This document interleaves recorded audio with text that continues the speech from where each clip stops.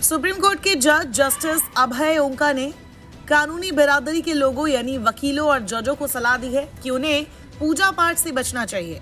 Supreme court के जज अभय S ओंका का कहना है कि अदालतों के आयोजनों में पूजा अर्चना पर रोक लगनी चाहिए। उन्होंने कहा किसी भी तरह के धार्मिक रीति रिवाज का पालन अदालत के कार्यक्रमों में नहीं होना चाहिए। उन्होंने कहा हमारे देश में संविधान को लागू हुए 75 साल पूरे होने वाले हैं और इस मौके पर हमें ये विचार करना चाहिए कि सिर्फ संविधान के आगे ही सिर झुकाएंगे। जस्टिस ओंका ने कहा है कि हमारे संविधान में सेक्युलरिज्म की बात कही गई है, हमें इस बात को प्रमोट करना चाहिए और अदालती आयोजनों में संविधान की प्रस्तावना को नमन करना चाहिए। जस्टिस ओंका ने कहा कई बार जज कुछ चुभने वाली बातें करते हैं, मैं भी आज थोड़ा चुभने वाली बात कहूंगा।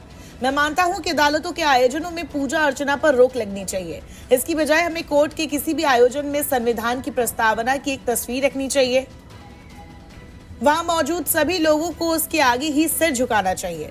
संविधान के जब 75 साल पूरे होंगे तो हमें ये प्रैक्टिस करनी चाहिए। इससे लोगों का संविधान पर भरोसा मजबूत होगा, उसकी गरिमा में भी इजाफा होगा। उन्होंने कहा कि मेरे लिए तो संविधान में लिखे सेक्युलर और डेमोक्रेटिक शब्द बहुत मायने रखते हैं। उन्होंने कहा डॉक्टर अंबेडकर ने हमें आदर्श संविधान दिया था जिसमें सेक्युलरिज्म का भी जिक्र है।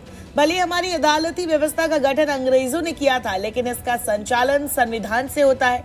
संविधान ने ही अदालतों को दिया है। उन्होंने कहा कि मैं जब कर्नाटक हाईकोर्ट का चीफ जस्टिस था तो मैंने वहां धार्मिक कार्यक्रमों पर रोक लगाने की कोशिश की थी, लेकिन पूरी तरह से ऐसा नहीं हो सका था। जस्टिस ओंका महाराष्ट्र के पिंपरी चिंचवाड़ में रविवार यानी कि 3 मार्च को एक नए कोर्ट बिल्डिंग के भूमि पूजन समारोह के दौरान ये बातें कह रहे थे। वही जिस वक्त जस्टिस ओंका वकीलों जजों से पूजा पाठ की जगह संविधान के सामने सिर झुकाने को कह रहे थे, उस वक्त सुप्रीम कोर्ट के एक और अन्य जज जस्टिस भूषण आर गवई भी वहां मौजूद थे। जस्टिस गवई ने बिल्डिंग के समारोह का नेतृत्व किया। कार्यक्रम के दौरान जस्टिस अभय ओंका ने कहा संविधान को अपनाए हुए 75 साल पूरे हो चुके हैं, इसीलिए हमें सम्मान दिखाने और इसके मूल्यों को अपनाने के लिए इस प्रथा की शुरुआत करनी चाहिए।